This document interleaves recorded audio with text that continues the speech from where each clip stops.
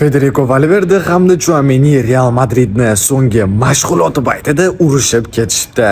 Keling hozirda bu haqida batafsil gaplashamiz. Menimcha bu xabarni faqatgina ijtimoiy tarmoqlarga ega bo'lmagan odam eshitmagan bo'lsa kerak. Keling hikoyani men sizga boshdan aytib beraman. Qisqacha kecha bo'lib o'tgan mashg'ulotlar paytida Tchouaméni sal qo'polroq tarzda Valverdega qarshi patkat chalgan ekan va bundan urugvaylik o'yinchi norozi bo'lib, o'sha paytni o'zida o'yinchilar urushib ketishga juda ham yaqin bo'lishgan ekan. Ammo undan keyin fransuz o'yinchi ma'lumotlarga ko'ra Fededan uzr so'radi, lekin-da Valverde uni uzurini qabul qilmadi. Shuning uchun Tchouaméni jahli chiqib ketib, uni urgan ekan. Va oxir-oqibat esa Federicoga tez yordam ko'rsatishga jamoa majbur bo'libdi. Qanchalik bu gaplar rostligi hali noma'lum, lekin-da bu o'yinchilar urushib ketganligi allaqachon fakt. Chunki buni isbotlaydigan bir nechta kadrlar ham paydo bo'ldi. Agarda shu vaziyatlarni ko'rgis kelsa, albatta Telegram kanalimizga kiring, chunki bu yerda bunaqa narsalarni ko'rsatish